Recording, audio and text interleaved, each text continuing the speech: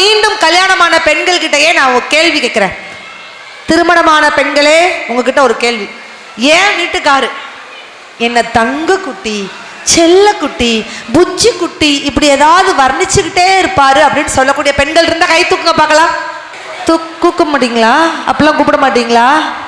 ஆண்களே அண்ணே அப்படி கூப்பிட மாட்டீங்களா? உங்க வீட்டுக்காரம்மாவை யாருமே கூப்பிட மாட்டேன். மஞ்சள் சேலை பாட்டி தாத்தா அப்படி உங்களை கொஞ்சம் கொஞ்சம் கூப்பிட மாட்டீங்களா? எத்தனை குழந்தை? 4 புள்ள. ஆனால் ஒன்றுக்கு வழியே காணும். யாருமே கூப்பிட மாட்டாங்க. ரோஸ் செலக்கா உங்கள் வீட்டுக்காரர் அப்படி கூப்பிட மாட்டாங்களா? கூப்பிட மாட்டாங்க. கொடுத்து வைத்த பெண்கள் என்று சொன்னால் அது ஆவார குளம் பெண்கள். உங்களுக்கே ஒரு பெரிய கைத்தல் கொடுத்துக்கோங்க ஜோரா. என்ன அந்த கேங்கு எங்க யூத்து கேங்க காணும்? ஏன் தெரியுமா? உங்களை பார்த்து உங்க வீட்டுக்காரர் தங்கக்குட்டி, செல்லக்குட்டி, புச்சி குட்டின்னு கூப்பிட்டா என்ன அர்த்தம்? உங்க மேல பாசம்னு நினைச்சிடாதீங்கக்கா. அவசரத்துல உங்க பேரை மறந்துட்டாருன்னு அர்த்தம். அதனால நீங்க எல்லாம் கொடுத்து வைத்த பெண்கள் தான். நான் இந்த இடத்துல கேட்கிற பெண்களுக்கு யாரை பிடிக்கும் தெரியுமா? ஆண்களே, தங்கம் கொடுத்தா தான் பிடிக்குமா? கிடையாது. யார் எங்களை தங்கம் மாதிரி பார்த்துக்கிடுறாங்களோ அப்படிப்பட்ட ஆண்களைத்தான் பெண்களுக்கு ரொம்ப பிடிக்குங்க. சூப்பர். ஒரு குழந்தை கொடுத்தா தான் பிடிக்குமா? கடைசி வரைக்கும் யார் எங்களை குழந்தை மாதிரி பார்த்துக்கிடுறாங்களோ அந்த ஆண்களைத்தான் பெண்களுக்கு ரொம்ப பிடிக்கும் அப்படின்ட்டு சொன்னா அப்படிப்பட்ட மகிழ்ச்சி திருமணத்திற்கு பின்புதான் சொல்லி முடிச்சிருக்காங்க. இதற்கெல்லாம் மறுப்பு தெரிவித்து மீண்டும் ஒரு ஆணின் மகிழ்ச்சி திருமணத்திற்கு முன்பே என்று பேசுவதற்காக சன் டிவி கல்யாண மாலை புகழ் தேவக்கோட்டை லக்ஷ்மி நாராயணன் வந்திருக்காங்க. ஒரு பெரிய அட்டகாசமான ஜோர ஒரு கைதல் கொடுத்துடலாம். பாம்பே தலையணதா வேப்பிலையே பஞ்சுமெத்த ஆத்தா கண் வளர ஆரீராரோ பாடும் புள்ள. இந்த ஒரு பிள்ளைக்குமே இந்த வரம் கிடைக்கல. ஆனந்தம் பொங்குதம்மா விட்டு விட்டு கண்ணில. தாயி மகமாயி நான் என்ன கொடுத்து வச்சேன். பாதம் திருப்பாதம் அதில் நெஞ்ச எடுத்து வச்சேன். சந்தன மல்லிகையில் துளி கட்டி போட்டேன். தாயி நீ கண் வளரு தாலே நல்லேனோ. இந்த உலகை ஆளும் தாய்க்கு செல்ல புள்ள நான் இருக்கேன். என் கவலை தீர்க்க வேணாமா கண் வளரு தாயி. சந்தன மல்லிகையில் துளி கட்டி போட்டேன். தாயி நீ கண் வளரு தாலே நல்லேனோ.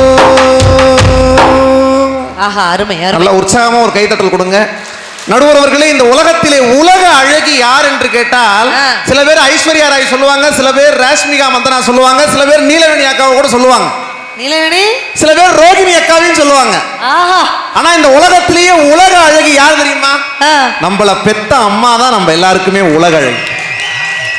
இந்த ஒரு ஜென்மத்துல நம்ம எல்லாருக்கும் நம்மள பெத்த அம்மா உலக அழகினா ஒவ்வொரு ஜென்மத்திலையும் உலக அழகியாக இருந்து நம்மளை காப்பாற்றக்கூடிய தெய்வம் யார் அப்படின்னா நம்முடைய ஆவரை குலத்தில் இருக்கக்கூடிய முத்தாரம்மன். அப்படிப்பட்ட அம்மனுக்கு என்னுடைய வணக்கங்களை. அருமை தம்பி. இந்த ரசிகர்களை பார்க்கும்போது நடுவர் அவர்களே, எனக்கு ஒரு கேள்வி கேட்கணும்னு தோணுது. டீ உனக்கு வேணும்னு கேட்குதுன்னு தோணுதா? கரெக்டா. நான் உண்மையாக வாழ்க்கையில நான் பண்ண பாவம் பாருங்க. எந்த ஊருக்கு போனாலும் நான் பேசும்போது தான் டீ வருது, வடை வருது, பப்ஸ் வருது. ஒண்ணுமே எனக்கு வரமாட்டேங்குது நடுவர். ஆண்கள் என்ன பாவம் பண்ணோம்? ஆண்களுக்கு ஏதாவது கிடைக்குதா? சரி, நான் ஸ்கிரிப்டுக்குள்ள போனதுக்கு அப்புறம் அதை பேசுறேன். இப்போ உங்க எல்லாத்தையும் நான் ஒரு கேள்வி கேட்கிறேன். இங்க இருக்கிற பெண்கள் தான் அதிகமா இருக்கீங்க, ஆண்கள் அங்கங்க இருக்கீங்க. அதுவும் நாங்க பசங்க பாருங்க எவ்வளவு உற்சாகமா இருக்காங்க பாத்தீங்களா? 5 பேர் கேங் திரும்ப வந்துட்டீங்களாப்பா? அருமை அருமை. என் வயசு பசங்க. உங்க எல்லாருக்கும் நான் இப்ப கேட்க போற கேள்வி ரொம்ப ரொம்ப ஈஸியான கேள்வி. யாரும் பயப்பட தேவையில்ல. கேளு. இது வரைக்கும் டிஎன்பிஎஸ்சி பரீட்சையில கூட இந்த கேள்வி வரல நடுவர் அவர்களே. அப்படியா? யூபிஎஸ்சி பரீட்சையில இந்த கேள்வி வரல, குரூப் 2ல வரல, குரூப் 4ல வரல. ரொம்ப ஹைப் கொடுக்காத, அப்புறம் சொத்துன்னு கீழே விழுந்துரும். எம்பிபிஎஸ் பரீட்சையில வரல, நீட் தேர்வுல வரல, எதுலயுமே வராத ஒரு கேள்வி இவங்க எல்லாரையும் பார்த்து நான் கேட்க போறேன். கேட்கலாமா? கேளு. எல்லாரும் ரெடியா? உங்க எல்லாருக்குமான கேள்வி. எல்லாரும் சாப்பிட்டீங்களா? அங்க ஒரு அக்கா உன் கேள்வியில தீய வைக்க அப்படிங்கிறாங்க. ஆல்ரெடி. எதுக்கு இந்த கேள்வியை கேட்டேன் தெரியுமா? இந்த உலகத்திலேயே அறிமுகம் இல்லாத ஒரு ஆளை நாம் சந்தித்தால் கூட அறிமுகமான அடுத்த நொடியிலேயே அவர்களை பார்த்து சாப்பிட்டீங்களான்னு கேட்கிற ஒரே இனம் நம்முடைய தமிழ் இனம் என்கிற காரணத்தினால். அருமை அருமை. ஆஹா, எவ்வளவு அற்புதமான ரசிகர்கள், என்ன அற்புதமான கூட்டம் பார்த்தீங்களா? ஆவார காலத்துல யங்ஸ்டர்ஸ் மூஞ்சி இப்பதான் கொஞ்சம் கொஞ்சம் தெரியுது. ஆமா அப்பா, நன்றி ஐயா, நன்றி ஐயா. எவ்வளவு அற்புதமான கூட்டம் பார்த்தீங்களா? இது என்ன பெரிய கூட்டம்? நேத்து ஒரு பட்டிமன்றம் பேச ஒரு ஊருக்கு போனேன். அங்க 2 கோடி பேர் இருந்தாங்க என் பேச்ச கேட்க. 2 கோடி பேரா? 2 கோடி. ஒருத்தன் பேரு புண்ணிய கோடி, இன்னொருத்தன் பேரு தனுஷ் கோடி. எப்படி இந்த ஜோக்ல முதல்ல தானே தனுஷ் கோடி பேரை சொல்லுவாங்க. இது பழசாப்ப, ரொம்ப ரொம்ப பழசு. புதுசா நான் கிரியேட் பண்ணல நினைச்சிட்டு இருந்தேன். ஒரு சின்ன சந்தோஷம் கூட எனக்கு வாழ்க்கையில சிரிச்சிட்டாங்கல்ல, அவ்வளவுதான். அடுத்த ஸ்கிரிப்ட். ஆனா பரவாயில்ல, உண்மையாவே வாழ்க்கையில நான் தான் பெரிய டியூப் லைட் நினைச்சிட்டு இருந்தேன் தன்னால. சரி. ஆனா என்னோட பெரிய டியூப் லைட் எவ்வளவு இருக்கு பாருங்க இங்க.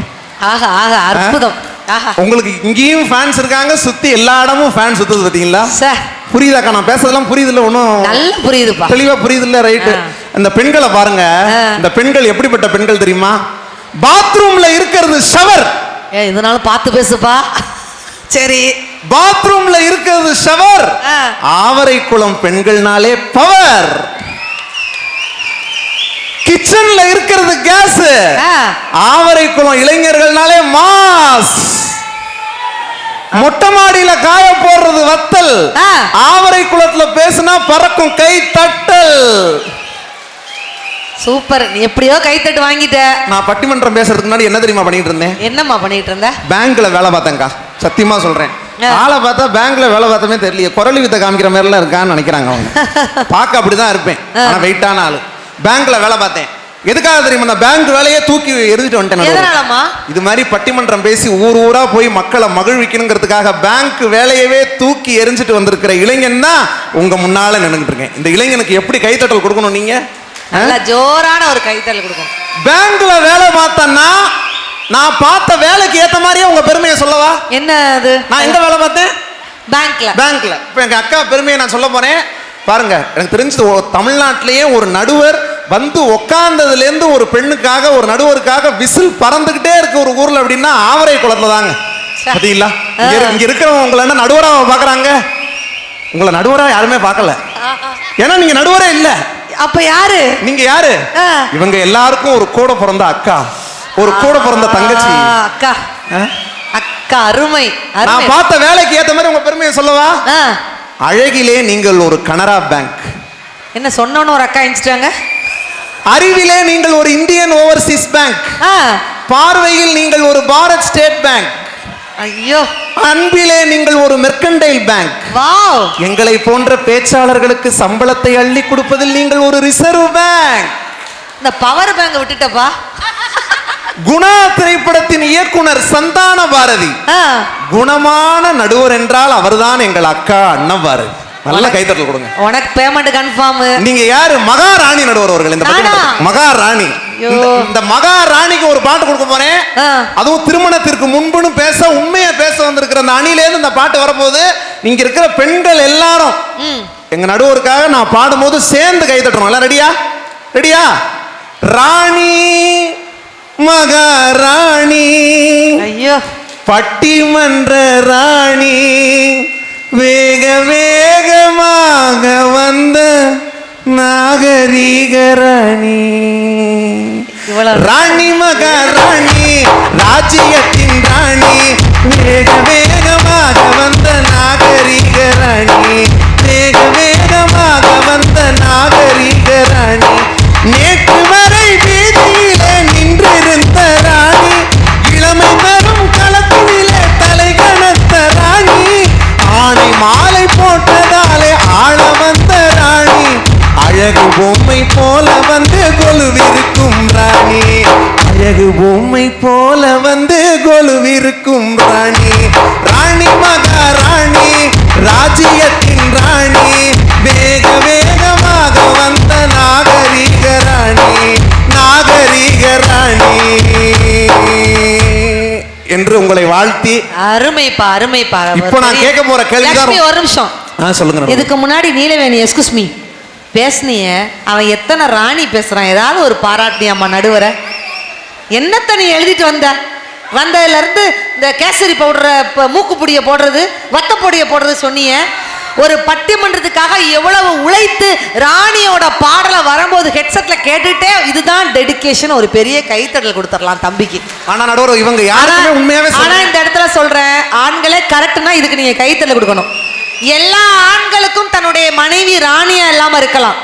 எல்லா ஆண்களுக்கும் தன்னுடைய மனைவி ராணியா இல்லாம இருக்கலாம், ஏன்னா ஆனா எல்லா அப்பாக்களுக்கும் தன்னுடைய மகள் தான் இளவரசி அப்படின்ட்டு சொன்னா அதையா ஆஹா, எப்படி கை தட்டுறாங்க, எப்படி ரசிக்கிறாங்க, அழகாக ரசிக்கிறாங்க. சத்தியமா சொல்றேன், இங்க இருக்கிற ரசிகர்கள் யாருக்கும் வாழ்க்கையில எந்த கஷ்டமும் இதுக்கப்புறம் வராது. இந்த பட்டிமன்றத்துக்கு அப்புறம் ஏன் தெரியுமா, வாழ்க்கையில கஷ்டப்பட்டுக்கிட்டே இருக்கிறவங்க எதுக்கும் சிரிக்க மாட்டாங்க.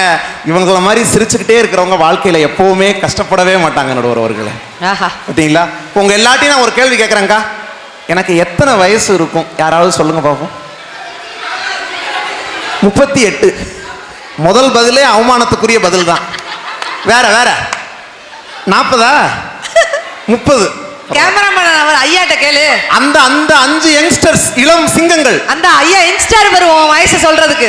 எவ்வளவு எவ்வளவு? 62. 45. இதுக்கப்புறம் நான் வாழவா வேணாமா அந்த உலகத்துல? புரியல. சரி, இதுக்கு மேல அதை எழுதிட்டு போக வேணாம், நேரம் வேணும். என்னுடைய உண்மையான வயசு அவங்க சொல்றாங்க பாருங்க. இப்பதான் பதில சொல்ல போறேன். சொல்லுங்க. இந்த பதில் ஊரே ஆவலோட கேக்குது. என்னுடைய உண்மையான வயது எவ்வளவு தெரியுமா? 25. கை தட்டுங்க. வயசா சொன்னது கூட விசில் பறக்குதே. அந்த அக்கா அதெல்லாம் வாய்ப்பே இல்ல, நான் நம்ப மாட்டேன், ரப்பரை வச்சு அழிச்சிருன்ட்டாங்க அந்த அக்கா. நடுவர் அவர்களே, ஆனா உண்மையிலே தம்பிக்கு இன்னும் கல்யாணம் ஆகல, அப்படிதானப்பா? ஆயிருச்சா ஆகலையா தெரியல, எனக்கு தெரியலப்பா. உங்களுக்கு தெரியக்கூடாது, தெரியக்கூடாது. எனக்கு வயசு 25 ஆயிருச்சுல்ல, நல்லா அற்புதமா போயிருக்க வேண்டியதா. எனக்கு வயசு 25 ஆயிருச்சு. எனக்கு வாழ்க்கையில எந்த கவலையும் இல்லக்கா, எந்த பிரச்சனையும் இல்ல, எந்த சோகமும் இல்ல. ஏன் 24 மணி நேரமும் நான் சிரிச்சுக்கிட்டே இருப்பேன். ஏன் தெரியுமா? ஏன்னா நீ ஒரு லூசு பயலா. எனக்கு வயசு 25. எனக்கு வாழ்க்கையில் எந்த கவலையும் இல்லை, எந்த பிரச்சனையும் இல்லை, எந்த சோகமும் இல்லை. யாரும் பதிலை சொல்லிவிடாதீர்கள். 24 மணி நேரமும் நான் சிரிச்சுக்கிட்டே இருப்பேன். ஏன் தெரியுமா? ஏன்னா எனக்கு இன்னும் கல்யாணம் ஆகல. கவலைப்படாதீங்க, இனிமேலும் கல்யாணம் ஆகாது. பேசுற பேச்சு அப்படி. கோவில் சன்னதியில வச்சு இப்படி ஒரு சாபத்தை கொடுக்குறீங்க. ஆனா உண்மையிலே லட்சுமி நாராயணனுக்காக ஒரு பெரிய கைத்தட்டல் கொடுங்க. நல்லா ஒரு கைத்தட்டல் கொடுங்க. இது கை தட்டினா உண்டு, பாயிண்ட் எல்லாம் தட்ட முடியாது. தட்டுங்க. ஏன்னா கடவுளே காட்சி கொடுத்திருக்கிறார். எப்ப எஸ்மிஸ் நீலவேணி கடவுள் காட்சி கொடுத்திருக்காரு தெரியுமா? ஓம் கிரீம் கிரீம் கிரீம் கிரீம் கிரீம் கிரீம் ஓம் கிரீம் கிரீம். கடவுள் காட்சி கொடுத்திருக்காரு. உனக்கு வேலை வேணுமா, பொண்ணு வேணுமா? இந்த மனுஷன் பட்டிமன்ற பேச்சாளர்ல பேங்கே உதறி விட்டுட்டு வந்த மனுஷன் ஷார்ப்பான பதில் சொன்னார். வேலை வேணுமா, பொண்ணு வேணுமா? கடவுள் கேட்டிருக்காரு. இவன் எனக்கு வேலைக்கு போற பொண்ணு வேணும். அப்புறம் தான் அப்ப நீ 25 வயசு ஜோக்கே சொல்லிட்டு போ, ரிட்டர்ன் கடன்ட்டு அனுப்பிச்சு விட்டுட்டாரு. அவ்வளவுதான். என்னை மாதிரி பசங்கள்லாம் நல்லா உன்னிப்பா கேளுங்க, நல்லா இருக்கும். ரொம்ப அப்பா எதிர்பார்ப்ப தூண்டுறேன். ஐயோ, என்ன மாதிரி பசங்கள்லாம் எப்படிப்பட்ட பொண்ணு மனைவியா வரணும்னு விரும்புறேன் தெரியுமா?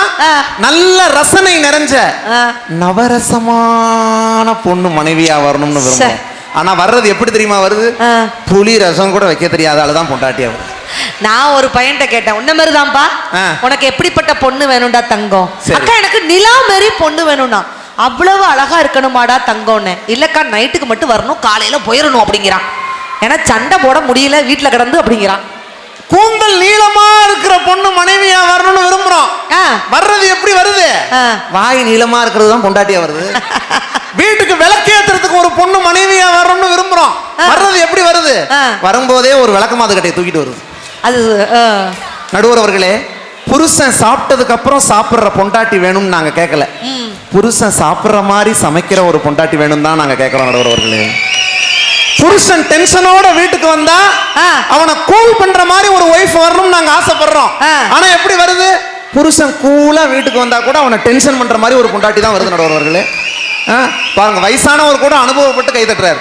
எனக்கு வரப்போற மனைவி அவருக்கெல்லாம் என்ன புரிஞ்சிச்சு இப்படி கைத்தல கொடுக்குறாருன்னு எனக்கு ஒன்றும் புரியல. நல்லா இவ்வளவு நேரம் அமைதியா இருந்தாரு, இப்பதான் உள்ள சாப்பிடுற மருந்து வேலை செஞ்சிருக்க போல. எனக்கு வரப்போற மனைவி உனக்கு அந்த எல்லாம் ஒரே மாதிரி இருக்கேன்னு பாக்காதீங்க, வேற வேற தான். இல்ல உனக்கு அந்த கான்ஃபிடென்ட் வேற இருக்கா? நல்லா நல்ல கான்ஃபிடென்ட் இருக்கு. எனக்கு வரப்போற மனைவி நடுவர் அவர்களே, மொத்தம் எத்தனை மனைவி தான் உனக்கு வரப்போறாங்க? ஒன்னே ஒண்ணுதான். எப்படிலாம் இருக்கணும்ங்கறத விவரிக்கிறேன். எனக்கு வரப்போற மனைவி வெள்ளையா இருக்கணும்லாம் எனக்கு ஆசை இல்ல. கடைசி வரைக்கும் எனக்கு தொல்லையா இல்லாம இருந்தாலே போதும். இந்த இடத்துல ஆண்களே உங்களுக்கு நான் ஒரு பஞ்ச் சொல்றேன். பேனா பேப்பர் இருந்தா தயவு செய்து எழுதிக்கோங்க. கல்யாணம் ஆகாத பெண்கள் கண்டிப்பா எழுதிக்கோங்க. லட்சுமி நாராயணன் உன்ன மாதிரி பசங்களுக்கு நீயும் கூட எழுதிக்கோ. சரி. தயவு செய்து இதுமே அழகான பொண்ணுங்கன்னு தேடி தேடி போய் லவ் பண்ணாதீங்க. தயவு செய்து அந்த எண்ணத்தை அன்னைக்கு குழி தோண்டி புதைச்சிருங்க. அழகான பொண்ணுங்களை பார்த்து கடைசி வரைக்கும் கெஞ்சி கெஞ்சி கெஞ்சி கெஞ்சி வாழ்றதை விட சுமாரான பொண்ணுங்களை பார்த்து கொஞ்சி வாழ்ந்துட்டு போயிடலாம். அதான் லைஃப் நல்லா இருக்கும். நான் கேக்குறேன், என்னத்தை தான் நீ கேட்க போறப்பா? பெண்களுக்கு இருக்கிற மரியாதையில கொஞ்சமாவது ஆண்களுக்கு வீட்டுல இருக்கா நடுவர்? நான் ஒரே ஒரு விஷயம் சொல்றேன். பெண்கள் வீட்லயே இருந்தா உங்களுக்கு என்ன பேரு? என்ன? House wife. ஆமா. இதுவே ஆம்பளை வீட்லயே இருந்தா எவனுக்காவது ஹவுஸ் ஹஸ்பண்ட் பேர் இருக்கா? தண்டச்சோறு, உருப்படாதவன், வீணா போனவன், வேலை வெட்டிக்கு போக லாய்க்கு இல்லாதவன், இப்படின்னு ஆண்களை கேவலப்படுத்துறாங்களா இல்லையா? நான் கேட்கறேன், இன்னைக்கு இருக்கிற பெண்களுக்கெல்லாம் பக்தினா என்ன, பண்பாடுனா என்னன்னு தெரியுமா நடுவர் அவர்களே? வீட்டுக்காரரை எப்படி கூப்பிடுறாங்க? அவங்க எல்லாம் எப்படி கூப்பிடுறாங்க? நான் வச்சிருக்கேன், ஒரு ஃபுல் ஆராய்ச்சி பண்ணி வச்சிருக்கேன். முக்கியமான பாயிண்ட் எங்கேயுமே நீங்க கேட்டிருக்க மாட்டீங்க. இதை இப்ப நான் சொல்ல கேட்கறது ரெடியா இருக்கீங்களா? தம்பி ரெடியா? நல்லா கவனி, உன்னிப்பா கவனிங்க. 100 வருஷத்துக்கு முன்னாடி 1910 எங்கள் தமிழ்நாட்டு பெண்கள் வீட்டுக்காரரை எப்படி கூப்பிட்டாங்க தெரியுமா? எப்படி? சுவாமி. சுவாமி. 1920 எப்படி தெரியுமா கூப்பிட்டாங்க? பிரபு. பிரபு. 1930 பிராணநாதா. பிராணநாதா. 1940 நாதா. 1950 மணவாளா. 1960 மணாலா. 1970 அத்தா. 1980 மச்சான். 1990 மாமா. 2000 என்னங்க. 2005 ஏனுங்க. 2016 ஏய். 2026 டேய். சொன்ன உடனே அக்கா கிளம்பிருச்சு. இனிமே மரியாதை இல்லாத இடத்துல நம்ம இருக்கவே கூடாதுடா. அக்கா தயவு செஞ்சு யார் பேசும்போது வேணா எந்திரிச்சு போங்க அக்கா. நான் பேசும்போது எந்திரிச்சு போகாதீங்க, என்னால அதை தாங்கவே முடியாது. ஒரு 5 தேதி கொடுத்துருக்காங்க. 29ஆம் தேதி மட்டும் 2 தேதி கொடுத்துருக்காங்க. ஒரே தேதியில 2 நிகழ்ச்சிக்கா. நீங்க எந்திரிச்சு போனா எல்லாம் ஒண்ணும் இல்லாம போயிருங்கக்கா. என் வாழ்க்கையில விளையாடிடாதீங்க யாரும், தயவு செஞ்சு நான் கெஞ்சி கேட்கிறேன். ஆனா இவ்வளவு வெள்ளேந்தி பையனை நான் எங்கேயுமே பார்த்தது இல்ல லட்சுமி. பார்க்கவே முடியாது. எங்க அணியில ஒருத்தர் பாருங்க, ஆண்களுடைய உழைப்புக்கு வேற எங்கேயும் உதாரணம் சொல்ல வேணாம், எங்க அணி தலைவர் ஐயாவை சொன்னா போதும். ஆமா. எப்படி? இந்த பட்டிமன்றத்துல யாரு அதிக சம்பளம் வாங்குற? நீங்க தானே. ஆமா. அதிக சம்பளம் வாங்குற நீங்களே எவ்வளவு பேசுறீங்க? எவ்வளவு? லைட்டா பேசுறீங்க, அப்பப்போ ஓய்வு எடுக்கிறீங்க. ஆனா 155 ஆண் பேச்சாளர்கள் பேசுற பாயிண்ட பூரா ஒத்த மனுஷனா உசுர கொடுத்து பேசியிருக்காரு. மேடையில உருண்டு எனக்கு பேசுறதுக்கு இப்ப பாயிண்டே இல்ல, நான் என்ன பேசுறது? ஆண்களுடைய உழைப்புக்கு இவரை விட ஒரு உதாரணம் சொல்லுமா? இது ஏதோ உன்னுடைய வயிற்றுச்சல கொட்டின மாதிரி ஒரு ஃபீலிங்கா இருக்கு. அதெல்லாம் அத்தமெல்லாம் கிடையாது. உண்மையாவே ஐயா சாதாரண மனிதர் கிடையாது. எந்த ஊருக்கு போனாலும் தன்னோட கல்யாண சர்டிபிகேட் இருக்கு பாத்தீங்களா, அத பேக்ல வச்சு கொண்டு போயிருவார். நல்ல கைதட்டல் கொடுங்க. சூப்பர். ஏன் எதனால? Marriage certificate. நீ கூட ரூம்ல இருக்கும்போது பார்த்தா இந்த கல்யாண சர்டிபிகேட்டை உத்து பார்த்தாரு. நான் கேட்டேன், ஐயா கல்யாண சர்டிபிகேட்ல எதையோ உத்து பாக்குறீங்களே, என்ன பாக்குறீங்கன்னு. எங்கேயாவது எக்ஸ்பைரி டேட் போட்டிருக்கான்னு பாக்குறேன் தம்பி அப்படின்னா. எவ்வளவு வேதனையில இருக்காரு. ஆனா நீ இப்ப சொல்றலப்பா, இப்ப உனக்கு கல்யாணம் ஆயிருச்சுன்னு வச்சுக்கோ. சரி. ஒரே ஒரு டைம் ஆயிருச்சு. ஓகே. ஆயிருச்சு தானே சொன்னேன், அதுக்கு எதுக்கு வாயில சொல்லு விட்டுறேன் ஆன்னு பாக்குற? சாதாரணமா ஆயிருச்சு. ஆயிருச்சு. உன்னுடைய மனைவிய சரி நீ எந்த அளவு லவ் பண்ணுவ? இதுக்கு என்ன முன்னாடியே நீங்க சொல்லியிருந்தா கொஞ்சம் தான் இருக்கும். கொஞ்சம் நல்லா லவ் பண்ணுவேன்னா நல்ல எமோஷனலா அப்படி சொல்லலாம். அதோட நீ வாய் எடிட் பண்ணிக்கோ, ஏன்னா நீ என்ன சொல்ல போற எனக்கே தெரியல. மனைவி எந்த அளவு நேசிக்கணும் தெரியுமா? சரி. ஆண்களை தயவு செய்து நோட் பண்ணிக்கோங்க. மனைவியை எந்த அளவு நேசிக்கணும், அதாவது உங்க மாமியார் நினைக்கணும், ஆஹா நம்ம பொண்ணை இவ்வளவு அழகா பத்திரமா பாத்துக்கிடுறானே, நம்ம 2வது பொண்ணையும் இவனுக்கே கட்டி வச்சுற அளவுக்கு நீங்க மனைவியை நேசிக்கணும். இதுக்கு மட்டும் நல்லா கை தட்டுவீங்களே, சூப்பர். எத்தனை பொண்ணை கட்டி வச்சாலும் அவங்க நினைச்சிட்டு தான் இருப்பாங்க. ஆனா இந்த கல்யாணம் முடிஞ்சு புது மாப்பிள்ளை யாராவது இருந்தா கை தூக்குங்க பார்க்கலாம். என்ன அவரெல்லாம் 10 வருஷம் ஆனவரெல்லாம் கை தூக்குறாரு? ஐயா கல்யாணம் முடிஞ்சு புது மாப்பிள்ளை, இந்த புது இது என்ன, இது புது மாப்பிள்ளையா ரோகிணி? 20 வருஷம் எக்ஸ்பயர்டு கேஸ்லாம். எஸ்கூஸ் மீ தம்பி, நீ இப்போ உண்மைதான் உனக்கு கல்யாணம் ஆக போகுது. கல்யாணம் முடிஞ்ச உடனே பெண்களே நல்லா கேட்டுக்கோங்க, நம்ம மாப்பிள்ளைய கூப்பிட்டு தளவாழ இலை போட்டு சோத்தை கொட்டி குழம்ப ஊத்தி 10 வகையான கூட்டு ஊர்வன பரப்பன ஊர்வன போடுவன எல்லாத்தையும் போட்டு உன் வயித்தை நிரப்புவோம். சரி. எங்க பந்திலியா? மாமியார் வீட்டுலடா. நல்லா கவனி. ஏன் அப்படி போடுறாங்க தெரியுமா? ஏன் அப்படி போடுறாங்க தெரியுமா? புது மாப்பிள்ளை யாராவது யோசி, ஏன் அப்படி போடுறாங்க? நல்லா இனிமே சோறே கிடையாதா? நல்ல நல்ல பாயிண்ட்லாம் எனக்கு ஆவார குளத்துல வருது. I like this. வேற என்ன, எதுக்காக ஒரு சாப்பாடு போடுறாங்க? இனிமே இந்த மாதிரி சாப்பாடை சாப்பிட முடியாதுன்னா ஆக ஆக அற்புதமான பாயிண்ட். இந்த பாயிண்ட்டை திருச்சி கல்வெட்டில் எழுதிட்டு பக்கத்திலே நீங்க உட்காந்துக்கோங்க ஐயா. ஆனா உண்மையிலே சொல்றேன், ஏன் தெரியுமா சாப்பாடு போடுறாங்க? புது மாப்பிள்ளைய கூப்பிட்டு பெண்கள் வீட்டில் தலவாழை இலை போட்டு வைக்கிறாங்கன்னா, மருமகனே நீ நல்லா பார்த்துக்கோப்பா, என் மகா இங்க மகாராணி மேரி தலவாழை இலை போட்டு இப்படி பார்த்துருக்கோம். நாளைக்கு ஓ வீட்டுக்கு வந்ததுக்கு அப்புறம் என் மகளை நீ இப்படித்தாண்டா தாங்கணும் என்பதை உணர்த்துவதற்காகத்தான் ஒவ்வொரு பொண்ணு வீட்லையும் மாப்பிள்ளைக்கு மாப்பிள்ளை விருந்து போடுறோம். ஆனா சரிங்களா? இல்ல நான் சொல்றேன், நான் ஏன்ட்ட இருக்கிறத சொல்றேன். அவர் ஸ்கிரிப்ட கரெக்டா சொல்லுவாரு. நான் எதுவும் டிஸ்ட்ராக்டே ஆக மாட்டேன். அப்படி நீ போட்டனா உனக்கு உடனே பொண்ணு ஆவார குளத்துல கொடுக்க ரெடியா இருக்காங்க. அப்படியா? வாய்ப்பு இல்லையா? சரி, நான் முதல்ல ஒரு விஷயம் சொன்னேன், கல்யாணம் ஆகலங்கிறத சொன்னேன். இப்போ நான் சொல்ல போறது சோகமான ஒரு விஷயம். என்ன, ஒரே ஒரு தடவை கல்யாணம் ஆயிருச்சா? மறக்கடிக்காதீங்க எனக்கு. உங்க முகத்தை கொஞ்சம் சோகமா வைங்க. இப்ப சிரிக்க வேண்டிய விஷயம் கிடையாது. நிஜமாவா? எல்லாருமே சோகமா மாறுங்க. ஏன் 5 டேட்ல ஒரு டேட் கேன்சல் ஆக போதா? நீங்களே உங்க வாயால சொல்லாதீங்க நடுவர்ல. இதெல்லாம் அதெல்லாம் நடக்காது. நல்லதே நடப்போம். அதுக்கப்புறம் நான் இல்லாம நீங்க பட்டிமன்றமே பண்ணக்கூடாது. அப்படியா? தம்பியினுடைய துணை வேண்டும். சொல்றேன், மறந்துட்டேன் பாருங்க. ஞாபகம் வந்துருச்சு. சோகமான விஷயம். எனக்கு 25 வயசு ஆயிடுச்சு, கல்யாணம் ஆகலன்னு சொன்னேன்லக்கா. அது கூட பரவாயில்லக்கா. அதை விட ஒரு சோகமான விஷயம் இருக்கு. என்ன தெரியுமா? என்னப்பா? நடுவர் அவர்களே, இது வரைக்கும் எனக்கு வாழ்க்கையில ஒரு லவ் கூட செட் ஆனதே இல்லை நடுவர் அவர்களே. கவலையே படாத. ஏன் இப்படி சோகமா செட் பண்ணி பேசிட்டு இருந்தா எப்படி உனக்கெல்லாம் செட் ஆகும்? ஏன் செட் ஆகல? ஏன் செட் ஆகல? புத்திசாலிகளுக்கு எப்போதும் அவ்வளவு எளிதில் காதல் அமைந்து விடுவதில்லை. இதுக்கு பேர் தான் எங்க ஊர்ல சொல்லுவாங்க, கீழே விழுந்தாலும் மீசையில மண் ஒட்டாம பேசுறது. ஏன் எனக்கு இன்னொன்னு சொல்லிக்கிறேன், சொல்லிட்டா அப்புறம் நீங்க பேசுங்க. அது எப்படி சொல்லுமா? ஒரு காதல் கூட எனக்கு ஏன் செட் ஆகல? ஏன்? ஒரு காதல் செட் ஆகணும்னா அதுக்கு நிறைய பொய் சொல்லணும். எனக்கு பொய்யே சொல்ல தெரியாது. நான் இந்த இடத்துல கேட்கிறேன், நீ காதல் பேசுறல்ல, நட்பு பெருசா காதல் பெருசா? ஏன் எல்லாரும் நட்புங்கிறீங்க? நட்பு. ஆனா ஏன் தெரியுமா எல்லாரும் நட்புங்கிறாங்க? காதல்ங்கிறது வெறும் முத்தத்தின் சத்தம், நட்பு தான் ரத்தத்தின் யுத்தம். இன்னும் நட்புக்கும் காதலுக்கும் வித்தியாசம் இருக்கு. காதல்ங்கிறது 6 பேக் மாதிரி, அதை மெயின்டைன் பண்ணிக்கிட்டே இருக்கணும். நட்புங்கிறது தொப்பை மாதிரி, ஒன்ஸ் விழுந்துட்டா கடைசி வரைக்கும் நம்மளை விட்டு போகவே போகாது. காதல்ங்கிறது பிஞ்ச செருப்பு மாதிரி, தச்சு தச்சு போடணும். நட்புங்கிறது பிஞ்சு போன தெரிஞ்ச மாதிரி எப்படி இருந்தாலும் நம்மளை விட்டு அது போகவே போகாது.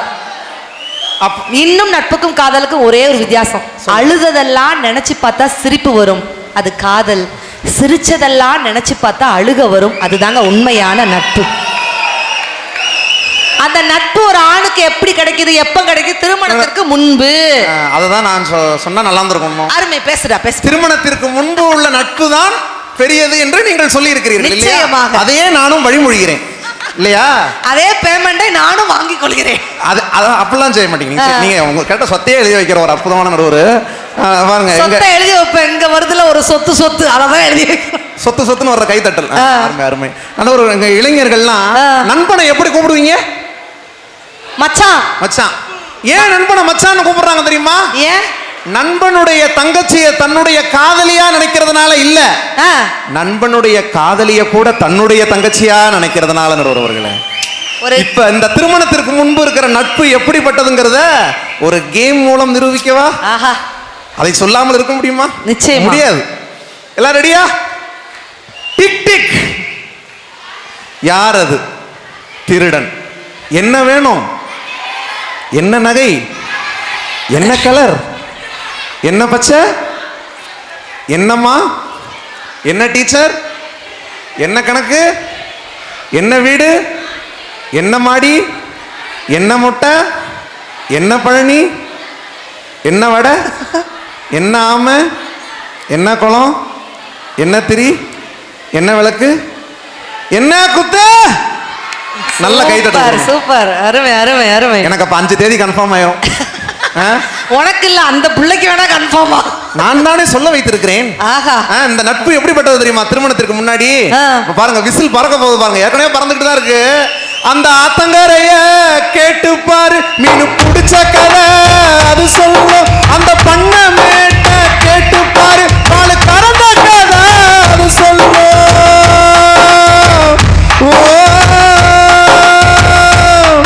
அந்த சோளக்காட்ட கேட்டு பாரு, கொடி பிடிச்ச கதை அது சொல்லும். அந்த டூரிங் டாக்கீஸ கேட்டு பாரு, படம் பார்த்த கதை அது சொல்லும். கருணம் போட்டு கிணத்துல குடிச்ச நினைவுகள் திரும்புது, மனசுக்குள் குளிருது.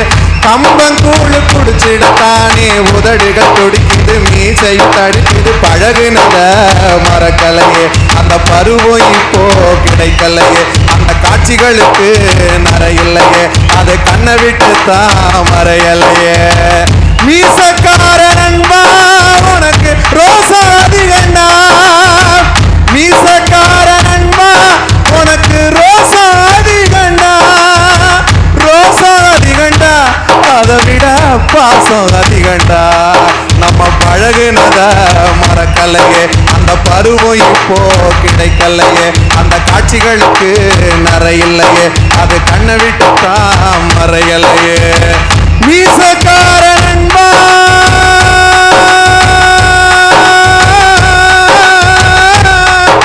உனக்கு ரோசா அதிகண்டா.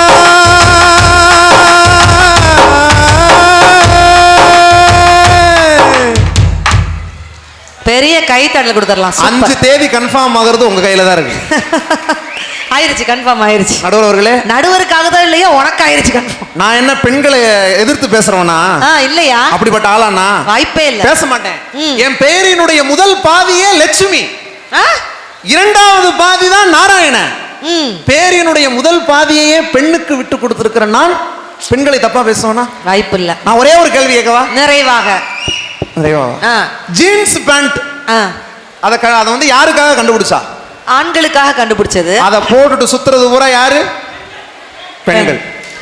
டி ஷர்ட் யாருக்காக கண்டுபிடிச்சா? ஆண்களுக்கா. அதை போட்டுட்டு சுத்துறதெல்லாம் யாரு? ஷார்ட்ஸ், யூடியூப் ஷார்ட்ஸ் இல்ல, அணிந்து கொள்ளுகிற ஷார்ட்ஸ் யாருக்காக கண்டுபிடிச்சாங்க? ஆண்களுக்காக. அதை போட்டுட்டு சுத்துறது யாரு? ரோஹிணி. சாரி, என்ன? பெண்கள் தானே?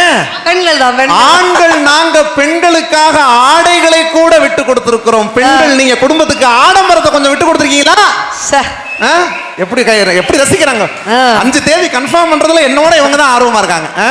எங்க அக்கா என்னமோ பேசினாங்களே பெருசா, தாய்மை தாய்மைன்னு. இதை சொல்லி நிறைவு செய்றேன் நடுவர் அவர்களே. தாய்மை உயர்ந்தது தாங்க, இல்லைன்னு சொல்லல. தாயினுடைய பிரசவ தழும்பு எந்த அளவுக்கு உயர்வானதோ அதே அளவுக்கு உயர்வானது உழைத்து உழைத்து சிவந்து போன ஒவ்வொரு அப்பாக்களுடைய கைகளும் என்பதை நாம் மறந்துவிடக்கூடாது. பாசம்னா என்னன்னே தெரியாத மாதிரி தாங்க அப்பா இருப்பாரு. ஆனால் அப்பாவை போல் பாசத்தை காட்டுவதற்கு இந்த உலகத்தில் வேறு யாருமே கிடையாது.